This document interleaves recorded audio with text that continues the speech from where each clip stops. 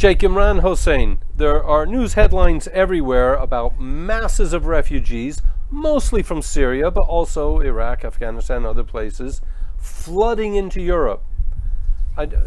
We'd like to hear your perspective. It does seem a little strange to me that they all suddenly appear at one time, although obviously they've been going on for years as well. But a greater understanding of the refugee crisis from you, please. Bismillahirrahmanirrahim. Morris, it's good to be talking with you again after some time.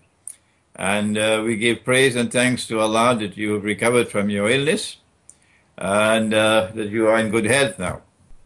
And we pray that you may continue to have good health, inshallah. I want to say, first of all, that this is not a flood of refugees as yet. I think this is just a trickle. I think the flood is still to come.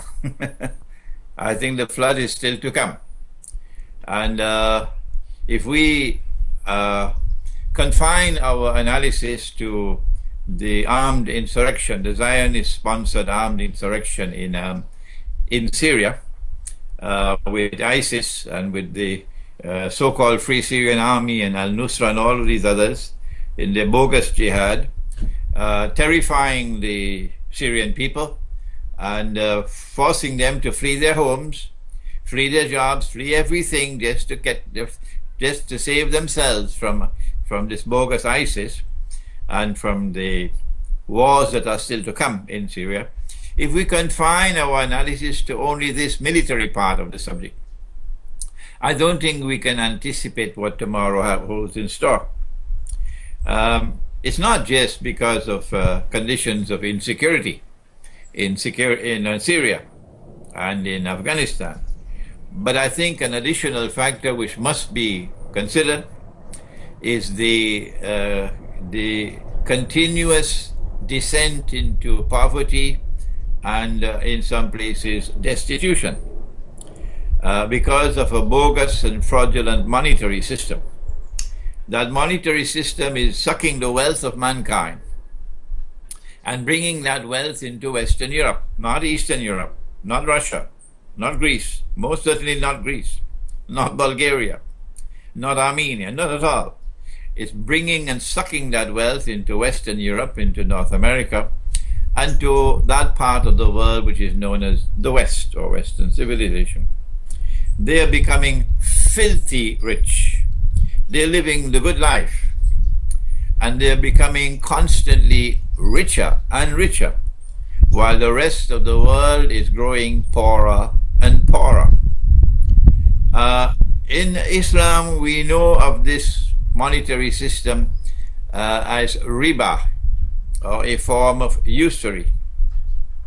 Money being lent on interest by a man named Shylock in Merchant Venice is not the only form of usury. There is another form of usury which can best be described as a rip-off. When you rip off people, it's a form of usury or riba. And the monetary system is doing precisely that, taking paper and making money out of thin air. And then to add insult to injury, when you make money out of thin air, which is the first time this is happening in human history, because all through human history we had money with intrinsic value. Now for the first time, with this modern Western civilization which has come from the Antichrist, and I am an eschatologist, so I know what I'm talking about. With this modern Western civilization, you're no longer permitted to use gold and silver as money. No. The Articles of Agreement of the International Monetary Fund prohibits that. Why? They will never tell you why. And instead you have this bogus monetary system. To add insult to injury, not only are they making money out of thin air, but more than that. They then lend the money to the bank, or they give the money to the banks. And the banking system, if it has only $100, can lend 1,000. They call it fractional reserve banking. So you are multiplying the hoax, the bogus system. It's been multiplied many times over. And then this money is lent because the people are poor. They want money. And there's no way you can get money except by borrowing it on interest. When they borrow the money from the banking system and they sign an agreement to repay, now it becomes legal money. Before this, it was fictitious money. Now it's part of the monetary system, the money system now. And you have to repay. You're legally obliged to repay because you signed an agreement. The Prophet Muhammad, Allah's blessings be upon him, spoke about the system of riba. And he said whether the riba is big or small, the end product is the same. The conclusion is the same. He says poverty and destitution. And I want to suggest, Maurice, that part of the reason why there is a flood, what you call a flood of refugees pouring into Western Europe, not to Russia. They're not going to Russia. They're not going to Greece. They're going to where the money is. And they know the money is not in France, it's not in Britain. The money is in Germany. You see? That's why they're going to Germany. The part of the reason for this so-called flood of refugees is because of increasing poverty, increasing destitution. If I am right, Maurice, then the rest of the world out there which is suffering in poverty and destitution, they're going to look up, open their eyes and see, oh, but this is our chance. This is our chance. The Syrians are entering into Europe. The Afghans are entering into Europe where the money is. It's our chance now to move. And so they're going to be moving out of Algeria. They're going to be moving out of Morocco. They're going to be moving out of Bangladesh and Pakistan and all of the rest of the world that is miserably poor. How are you going to stop them? Of course, you cannot allow all the world to come into Europe. So sooner or later, this so-called benevolent face of Europe is going to have to turn the other way. And I'm anticipating, Maurice, that this this rivulet is going to become a flood tomorrow. And I want to focus not so much on the armed insurrection, which we can talk about a little later, but on the ever-increasing poverty and destitution of the rest of the world, that Europe is becoming wealthy at the expense of the rest of the world. Well, Europe has some huge GDP. I mean, also has a huge amount of unemployment. Just how Europe is garnering the money is open to question. And probably just thieving it from the poor is the best summary. But the Chinese are far more industrious. I mean, the economics of the world don't make sense. The productivity, the people employed in Europe and America are largely in the service sectors or in banking. They don't really create or produce anything. The governments are flooded with money because they can make money out of thin air. If you can just print paper and make money, then you're going to be rich. And if the others try to print paper and make money, it's not hard currency. You can take a suitcase filled with Bangladeshi taka to Manhattan, you can't buy a cup of coffee. So it is an unjust monetary system. The one statesman who had the insight into the system and who got up and declared it to be bogus and fraudulent and unjust was President General Charles de Gaulle. He did that, I think it was in 1966 in the French National Assembly. And upon giving that speech, that was it for him. They then started plotting how to remove him. And they eventually did remove him. Okay?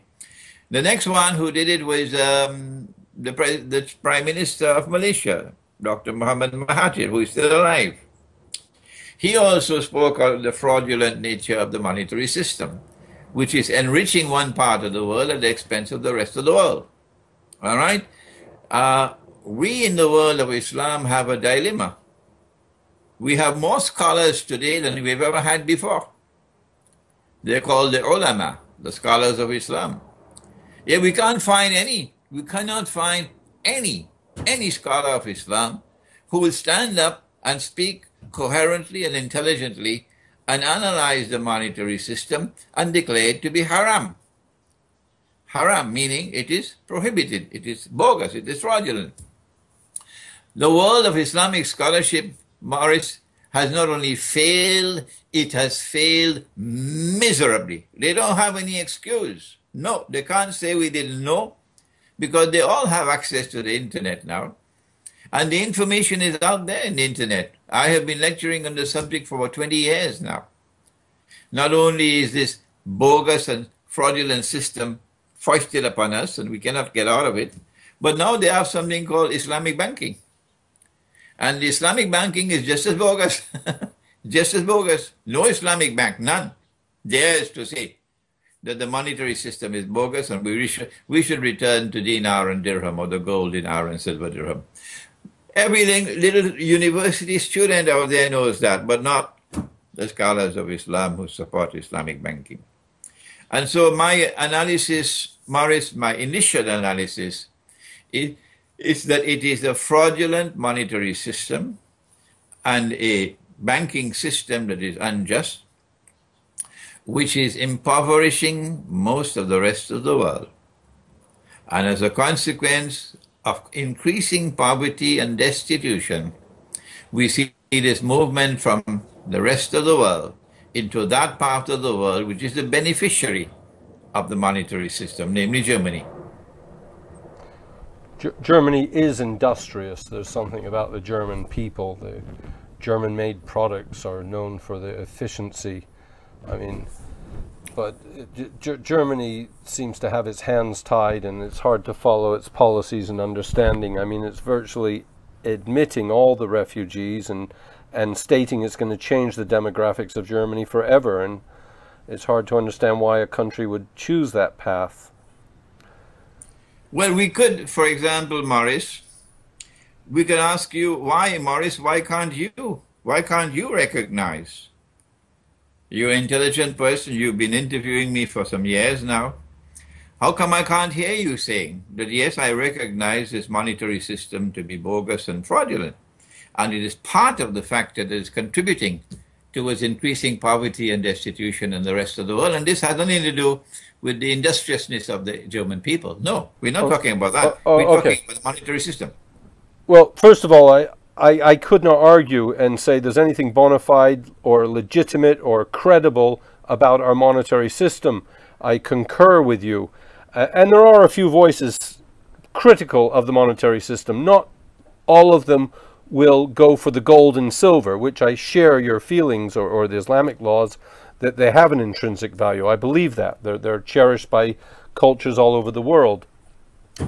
But even in Cambodia, in Asia, and in Britain, there's a whole new type of money lending going on. It's called small loans, and the adverts are everywhere, and people can borrow money over the phone instantly, and I mean, it's a scandal what they do, and the interest rates are sky high.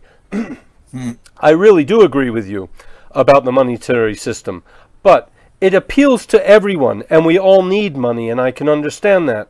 But there's something sociological going on that perhaps is more insidious and more devious and more devastating, and the refugees are a sign of that. You're taking them out of their history, where they've actually been for millennium, in Afghanistan, in Syria. You're also, in this case, destroying Islam. It could be non-Islamic nations as well that could be the objects.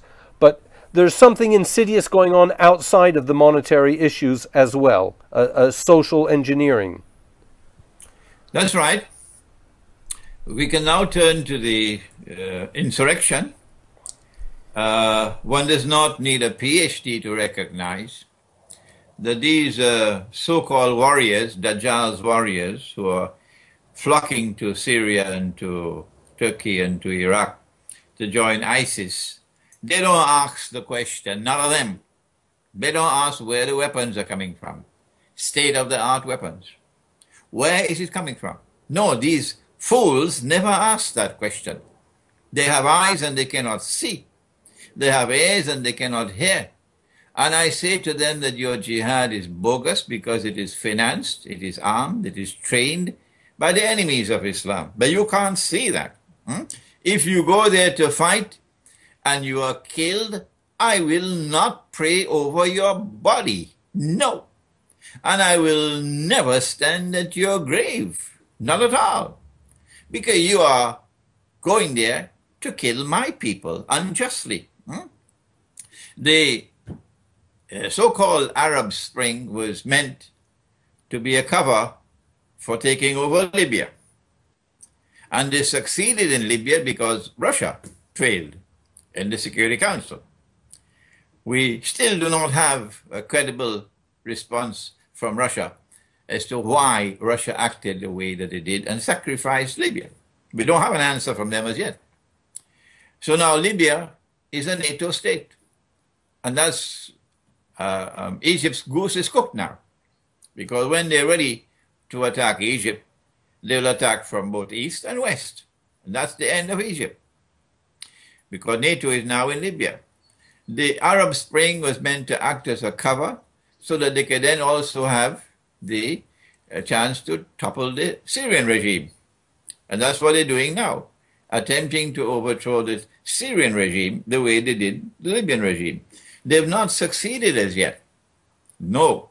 And one of the reasons why they have not succeeded is they've not been able to attack the Syrian armed forces and the Syrian government from the air with bombing. They've been moving incrementally towards that. And then when Russia saw their plan, Russia has now intervened and put a line in the sand. Russia is going to defend Syria. It's going to be a nuclear war if you take on Russia. And so the refugee problem from Syria is of their making. They're the ones who attempted, who armed these people with this armed insurrection to overthrow the Syrian government. They're the ones who are pig-headedly pursuing this agenda of theirs. No, Assad must go, Assad must go, Assad. Well, why the hell cannot not be that Obama must go? Huh? Why must it be Assad? Why can't it be Cameron must go? Why not can it be that Holland must go? Why must it be Assad? Are you the rulers of the world? Have you been appointed as the policemen of the world? Are you the ones who are going to rule over Imran Hussein? Not at all. Get lost. Muslims are not afraid to die. Muslims are not afraid to die. And you cannot defeat the religion of Muhammad, Allah's blessings be upon him. Forget it. You can never do that. Yes, you can get all these Muslims who have eyes and cannot see to join you in ISIS and go and fight your bogus jihad. But the truth will prevail. The truth will prevail. And we are very pleased, Maurice. Actually, we are very, very pleased that Putin has now put Russia on the line. And Russian troops are in Syria, Russian aircraft, military aircraft in Syria, and Russian tanks in Syria. And we are now heading for the confrontation that we knew would always take place. We always knew it will take place. Our prophet has prophesied this. A big war that will take place in that region of the world between Damascus and Turkey. That's where it's going to take place. It's there in the prophecies of Prophet Muhammad alayhi salatu wasalam. The United States would like to fight Libya, yes. They'd like to fight Iraq, yes. But the United States Armed Forces, they don't want to fight Russia. No. Because they know the consequences of fighting a nuclear war. And so now Russia and the United States are talking to try to avoid war, avoid a conflict. But there are those who do want a nuclear war, Maurice. In the same way that Pax Americana replaced Pax Britannica, our eschatology says that the master plan is for a Pax Judaica to replace Pax Americana, and for Israel to emerge as the ruling state in the world. And then when Israel emerges as the ruling state in the world, our eschatology tells us at that time that a man will emerge in Israel, in Jerusalem, and declare, I am the Messiah. That's the explanation of what's happening. But he would not be the Messiah. The Messiah is the son of Mary, the Virgin Mary. He would be the false Messiah, or Dajjal. But Pax Judaica cannot emerge so long as the world is as big as it is. And so long as you have these two major power blocks, the NATO power bloc and the Russian-Chinese power bloc. And so there are those who do want a nuclear war. And you can close your eyes, Morris, you can close your eyes and you can anticipate that there's going to be the mother of all false flag attacks. The mother of all false flags attacks is going to take place. And then this side will be able to blame that side, or that side will blame this side. And then the cry will come up for war, war. And they're going to get what they want. They want nuclear war. And that nuclear war must devastate the world to such an extent that what is left of the world after nuclear war will be easy for Israel to control. And that's why they want nuclear war. And the stage is now set, the pieces are being put in place, and the Russians are not going to be able to back out of Syria now. They have to come in, and more and more and more and more Russian troops. And maybe China will also intervene in Syria. And so the stage is being set now for the mother of all wars, which is about to take place. We're just seeing the Israeli Prime Minister in Moscow at this time talking to Putin. Although the headlines say he's trying to avoid any confrontation between Israeli forces and Russian forces. I don't know if we should accept those as face value, or if it's all just secrecy. Would you speculate on what the concerns are? Both sides are shadowboxing. Both sides are shadowboxing. Israel will never tell Russia what are Israel's plans. And neither will Russia reveal to Israel what are Russia's long-term plans. So it's shadow boxing going on out there in Moscow. And we are very pleased. I am very pleased, and I'm sure many in the world of Islam are very pleased that finally Russia has a ruler, a leader, who says, we're not afraid of you. We are not afraid of you. We're not afraid of war. If you want war, you'll get war. That's what he said. Putin said, don't mess with nuclear Russia. Those were his words. And he's standing firm by his words. Well, in this 11th hour, I want to thank you for what you've been telling me. I cannot think where to take you for more questions. I think you've rounded up our current scenario. What should we do as individuals? What I can suggest, Morris, is that it is time for thinking people, serious people who think, to now turn to eschatology in order to get a clearer picture of what's happening in the world, particularly Islamic eschatology and Orthodox Christian eschatology, not Western Christianity, Orthodox Christianity. I hope to travel to Belgrade soon, and I will be giving a lecture at the University of Belgrade on an introduction to Islamic eschatology. But in addition to that, we're going to be planning 2 retreats to take place in Serbia. One, an Islamic retreat on eschatology, and the other, a Christian retreat on eschatology. So when you attend both, you'll get a picture. A big picture will emerge, and I hope, Morris, that you will find the time to come and join us there. It should be sometime in the summer of next year. But in addition to this, you have a chance. I am here in Geneva at this time, and on the 3rd of October, here in Geneva, I'll be lecturing on an introduction to Islamic eschatology. It's on the 3rd of October at 2 in the afternoon.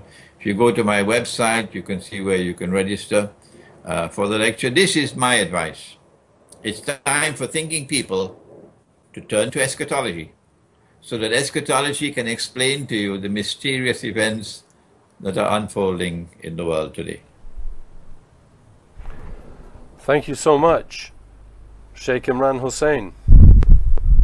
Thank you, Morris, and I look forward to seeing you again. I look forward to that very, very much.